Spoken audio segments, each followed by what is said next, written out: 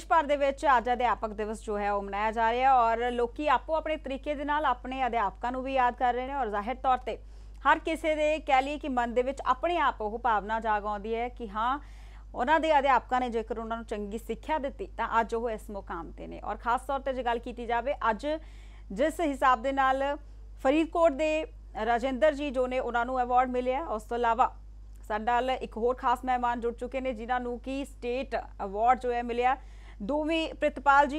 सो बहुत बहुत स्वागत करते हैं दोवें ही मेहमानों का।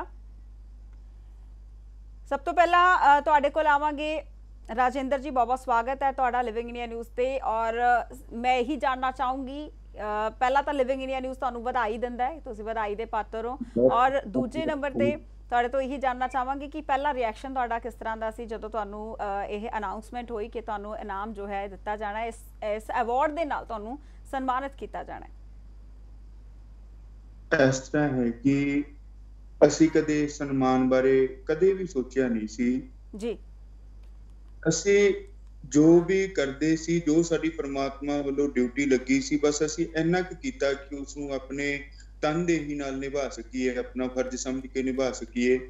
और जदों सोचते हाँ कि बच्चे राष्ट्र का भविख हन, वाकई हन।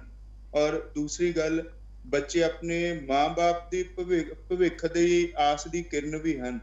बहुत सारे लोगों दियां जो उम्मीदां हन वो साडे ते लगियां हुई, अध्यापक ते लगियां हुई, क्योंकि उन्हां दा बच्चा जो है वो साडे कोल आउंदा है। तां असीं कदे किसी सन्मान वास्ते या इस तरह असीं नहीं सी कदे सोचिया। असीं अपना फर्ज समझ के जो काम कीता, अपने मन की संतुष्टि वास्ते कीता जो काम भी होया और इस वास्ते हाँ जी, क्योंकि ये बहुत वड्डी जिम्मेवारी है एक अध्यापक दे वास्ते बच्चे नूं चंगी सिक्ख्या देना और उसनूं सोसाइटी वास्ते एक वधिया नागरिक तैयार करके देना। ठीक है जी। साडे नाल प्रितपाल गट्टी जी भी जुड़े हुए हैं, बहुत बहुत स्वागत है जी लिविंग इंडिया न्यूज़ से और सब तो पहला बधाई दे पात्र हो, तुहानूं ये सन्मान मिलिया। और प्रितपाल जी इत्थे भी जानना चाहांगे कि किस तरह का महसूस होया जदों अनाउंसमेंट हुई या फिर कह लीए कि पहला तो ही तुहाडे माइंड ये सैटअप सी कि सन्मान लैना है, हासिल करना है, अजिहा कुछ सी? नहीं मैडम, एवें दी तो कोई गल नहीं सी। पहली बारी एक्चुअली ये जो अवार्ड सानू मिले जी मेरी नोमीनेशन हुई है वो यंग अवार्ड सिक्ख्या महकमे वालों एक नवा ही शुरू किया गया इस साल तो जी। तो उहदे विच भी जिहड़े भी कर्मचारी पिछले 3 साल की सर्विस पूरी कर चुके हैं या मान लो भी जिन्होंने अजे जिन्हें 10 साल तो घट सर्विस की है तो एक सिक्ख्या महकमे एक बहुत ही वधिया उपराला भी जिहड़े यंग नवे इंपलॉइज आ रहे हैं महकमे दे विच भी उन्हां नूं भी मोटिवेट किया जाए। अगे एक कंडीशन हुंदी सी कि भी 10 साल की सर्विस घट्टो घट तुहाडे लई जरूरी हुंदी सी जी जी। उस करके ही ये विभाग का एक बहुत अच्छा उपराला है। जस्ट असीं तां अपनी जिवें रजिंदर सर ने दस्सिया भी साडी ते जिहड़ी मोरल ड्यूटी है भी एक सेवा ही निभाना है, क्योंकि सरकारी स्कूल दे विच जिथे मेरा स्कूल है अपना सरकारी सीनियर सैकेंडरी स्कूल गटी राजो के वो हिंदुस्तान पाकिस्तान बॉर्डर तो सिर्फ 500 मीटर की दूरी ते है। ठीक है जी, उत्थे तां तुसीं मान के चलो भी इन्ना को बैकवर्ड एरिया वो भी आपां मान लो भी शहर नाल जे उहदा कंपैरिजन करिए तां घट्टो घट्ट 10 तो 15 साल शहर तो ही पिछे है। जिवें भी अज आपां अपने देश की गल कर रहे हैं भी अच्छी जिहड़ियां फॉरेन कंट्रीज ने भी असीं उहनां तो पिछे चल रहे हैं, सेम ही हाल उस पिंड दे है जी भी जिहड़ा भी पिछे चल रहा शहर नालों भी हिंदुस्तान जो होंदे होए भी पिछे चल रहा। जी आप नॉर्थ ईस्ट पासे की गल करिए इंडिया दे मैप च सेम ही स्टेज इत्थे है। अच्छा प्रितपाल जी प्रितपाल जी इत्थे जानना चाहांगे तुसीं कहा कि नौजवान जो ने नौजवान अध्यापक उन्होंने प्रेरित करने दे लई एक उपराला किया जा रहा है कि हुण 10 साल की घट 10 साल की जो सर्विस है उस तो घट सर्विस वालियां नूं भी अवार्ड जो है मिल सकता है, यानी कि कुल मिला के कह लिया जाए कि हुण जो सिक्ख्या का एक म्यार भी डिगदा जा रहा है या फिर कह लीए कि अजकल कई बार ये सुनने को मिलता है कि अध्यापक उस तरह के नहीं रहे तो इसलिए ये प्रोत्साहन हो सकता है। नहीं ਇਹਦੇ ਵਿੱਚ मैं ਤੁਹਾਨੂੰ ਦੱਸਣਾ ਚਾਹਾਂਗਾ ਜਿਹੜੀ ਵੀ ਯੰਗ ਰਿਕਰੂਟਮੈਂਟ ਹੋ ਰਹੀ ਹੈ ਉਹ ਆਮ ਅਧਿਆਪਕਾਂ ਦੀ ਨਹੀਂ ਹੋ ਰਹੀ। ਉਹ ਜਿਹੜੇ ਕਰਮਚਾਰੀ ਰਿਕਰੂਟ ਕੀਤੇ ਜਾ ਰਹੇ ਆ ਉਹ ਦੋ ਪੜਾਵਾਂ ਤੋਂ ਆ ਰਹੇ ਆ ਲੰਘ ਕੇ। जी एक तो पहला Punjab state teacher eligibility test हुंदा सी जिन्हों आपां टैट कहने ਸਿਰਫ ਅੱਗੇ ਕੋਈ ਪੇਪਰ ਆਪਾਂ ਨੂੰ ਦੇਣਾ ਪੈਂਦਾ ਸੀ ਕਲੀਅਰ ਕਰਨ ਲਈ। ਹੁਣ ਇਸ ਤੋਂ ਇਲਾਵਾ ਜਿਹੜੀ ਸਰਕਾਰ ਹੈ ਉਹਨੇ ਇੱਕ ਸਬਜੈਕਟ ਦਾ ਪੇਪਰ ਵੀ ਕੰਪਲਸਰੀ ਕਰਤਾ। ਠੀਕ ਹੈ ਜੀ, ਅਸੀਂ ਉਹ ਪੇਪਰ ਕਲੀਅਰ ਕਰਦੇ ਹਾਂ ਤਾਂ ਅਸੀਂ ਇਹ ਨਹੀਂ ਕਹਿ ਸਕਦੇ ਵੀ ਜਿਹੜੇ ਟੀਚਰ ਨੇ ਉਹਨਾਂ ਦੇ ਹਾਲਾਤ ਜਾਂ ਵੀ ਸਰਕਾਰੀ ਸਕੂਲਾਂ ਦੇ ਟੀਚਰ ਮਾੜੇ ਆ। ਦੇਖੋ, ਕਈ ਪੜਾਵਾਂ ਦੇ ਵਿੱਚੋਂ ਲੰਘ ਕੇ ਪ੍ਰਾਈਵੇਟ ਸਕੂਲਾਂ ਨਾਲੋਂ ਅੱਛਾ ਕਰਕੇ ਹੀ ਇੱਥੇ ਆ ਰਹੇ ਆ। ਬਿਲਕੁਲ, ਮੇਨ ਮੋਟਿਵ ਹਾਂਜੀ। ਠੀਕ ਹੈ ਜੀ, ਠੀਕ ਹੈ। ਰਾਜਿੰਦਰ ਜੀ, ਤੁਹਾਡੇ ਕੋਲ ਆਵਾਂਗੇ। ਇੱਕ ਪ੍ਰਾਇਮਰੀ ਅਧਿਆਪਕ ਤੇ ਖਾਸ ਤੌਰ ਤੇ ਕਹਿ ਲਈਏ ਕਿ ਬਹੁਤ ਜ਼ਿਆਦਾ ਬੋਝ ਵੀ ਹੁੰਦਾ, ਇੱਕ ਵੱਡੀ ਜ਼ਿੰਮੇਵਾਰੀ ਵੀ ਹੁੰਦੀ ਹੈ, ਕਿਉਂਕਿ ਇੱਕ ਛੋਟੇ ਛੋਟੇ ਬੱਚਿਆਂ ਨੂੰ ਕਹਿ ਲਈਏ ਕਿ ਆਪਣੇ ਬੱਚਿਆਂ ਵਾਂਗ ਹੀ ਪਾਲ ਪੋਸ ਕੇ ਅੱਗੇ ਕਰਨਾ ਔਰ ਪੂਰਾ ਨਰਚਰ ਕਰਨ ਵਾਲੀ ਗੱਲ ਹੁੰਦੀ ਹੈ। ਕਿਸ ਤਰ੍ਹਾਂ ਮੈਨੇਜ ਕਰਦੇ ਹੋ, ਪੂਰੀ ਸਥਿਤੀ ਨੂੰ ਕਿਸ ਤਰ੍ਹਾਂ ਹੈਂਡਲ ਕਰਦੇ ਹੋ?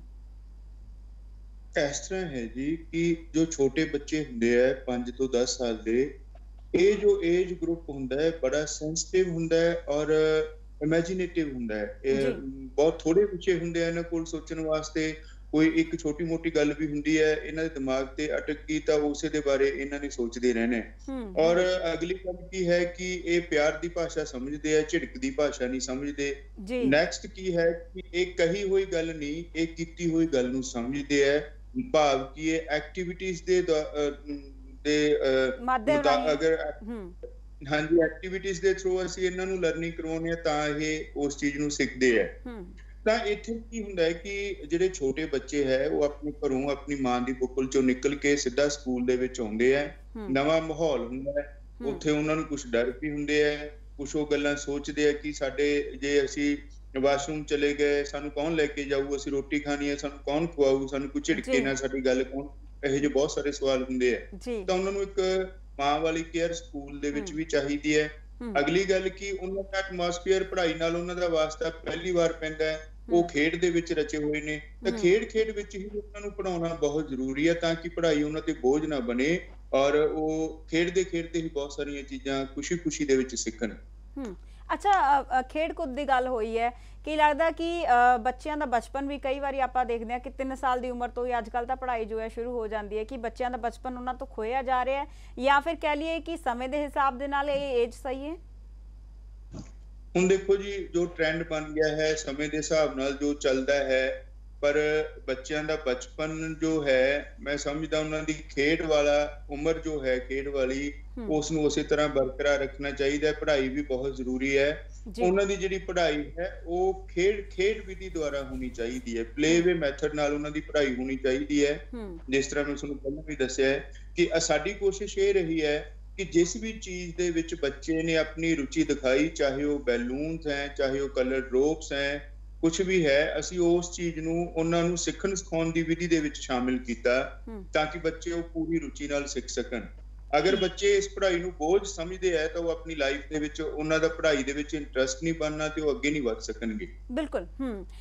ਪ੍ਰਿਤਪਾਲ ਜੀ, ਤੁਹਾਡੇ ਕੋਲ ਆਵਾਂਗੇ। ਜਿਸ ਹਿਸਾਬ ਦੇ ਨਾਲ ਕਿਹਾ ਜਾਂਦਾ ਹੈ ਕਿ ਕਈ ਵਾਰੀ ਦੇਖਣ ਨੂੰ ਮਿਲਦਾ ਹੈ ਕਿ ਸਰਕਾਰੀ ਸਕੂਲਾਂ ਦੇ ਜੇ ਆਪਾਂ ਪੁਰਾਣੇ ਸਮੇਂ ਦੀ ਗੱਲ ਕੀਤੀ ਜਾਵੇ ਤਾਂ ਅਧਿਆਪਕ ਕਾਫੀ ਇਹ ਸ਼ਬਦ ਵੀ ਵਰਤਿਆ ਜਾਂਦਾ ਹੈ ਕਿ ਕਾਫੀ ਕੱਬੇ ਹੁੰਦੇ ਸੀ ਅਧਿਆਪਕ, ਕਾਫੀ ਕੁੱਟਮਾਰ ਜੋ ਹੈ ਉਹ ਵੀ ਕੀਤੀ ਜਾਂਦੀ ਸੀ, ਜਾਂ ਫਿਰ ਕਹਿ ਲਈਏ ਕਿ ਅਧਿਆਪਕ ਜੋ ਨੇ ਇੱਕ ਮਾਪੇ ਜੋ ਨੇ ਉਹ ਵੀ ਇਹ ਕਹਿੰਦੇ ਸੀ ਕਿ ਸਾਡੇ ਬੱਚੇ ਨੂੰ ਜਿੰਨਾ ਕੁੱਟੋਗੇ ਉਨਾ ਸਹੀ ਰਹੇਗਾ।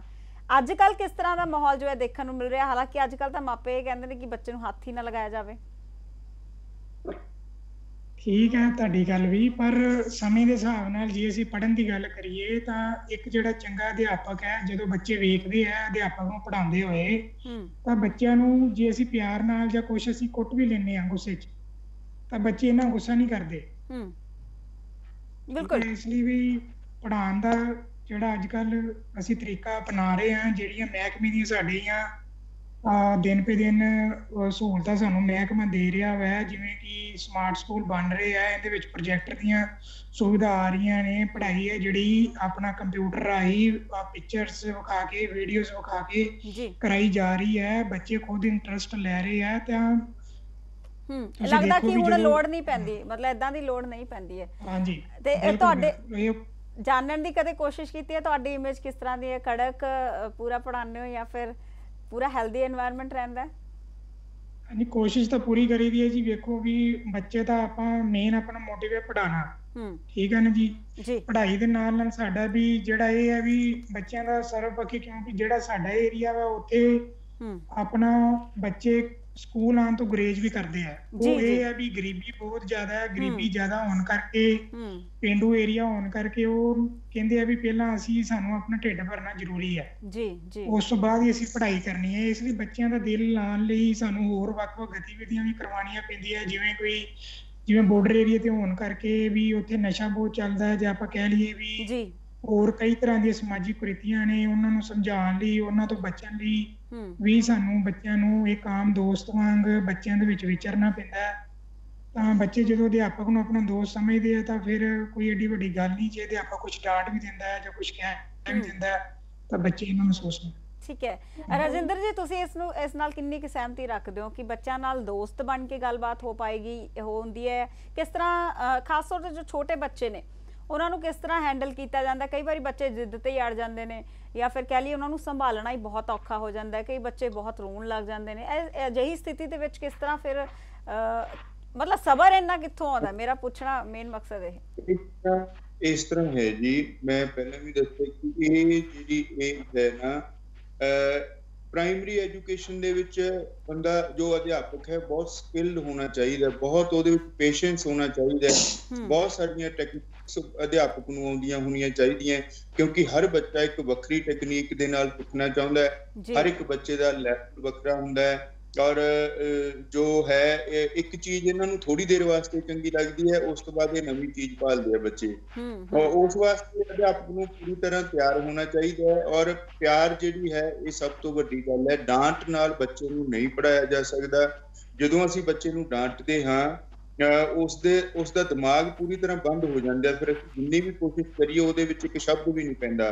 ਪਰ ਜਦੋਂ ਅਸੀਂ ਉਸੇ ਬੱਚੇ ਨੂੰ ਆਪਣੀ ਬੁੱਕਲ ਦੇ ਵਿੱਚ ਬਿਠਾਉਂਦੇ ਹਾਂ, ਪੁਚਕਾਰਦੇ ਹਾਂ, ਪਿਆਰ ਨਾਲ ਕੋਈ ਕੰਮ ਕਰਾਉਂਦੇ ਹਾਂ ਤਾਂ ਉਹ ਬੜੇ ਵਧੀਆ ਤਰੀਕੇ ਨਾਲ ਉਹਦੀਆਂ ਕਪੈਸਿਟੀਜ਼ ਆ ਉਹ ਡਬਲ ਹੋ ਜਾਂਦੀਆਂ।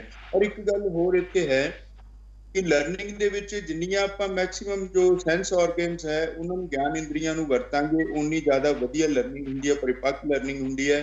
ਔਰ ਹਰ ਇੱਕ ਵਿਧੀ ਇਸ ਤਰ੍ਹਾਂ ਦੀ ਅਪਣਾਉਣੀ ਚਾਹੀਦੀ ਹੈ ਕਿ ਜਿਸ ਦੇ ਵਿੱਚ ਵੱਧ ਤੋਂ ਵੱਧ ਗਿਆਨ ਇੰਦਰੀਆਂ ਬੱਚੇ ਦੀਆਂ ਕੰਮ ਕਰਨ।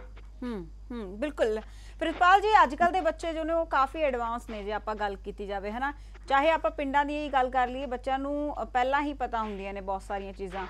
ਤਾਂ ਕਈ ਵਾਰੀ ਅਜਿਹਾ ਵੀ ਹੋਇਆ ਕਿ ਦੁਵਿਧਾ ਦੇ ਵਿੱਚ ਆ ਜਾਓ ਕਿ ਬੱਚੇ ਸੰਭਲ ਹੀ ਨਹੀਂ ਰਹੇ ਹੈ।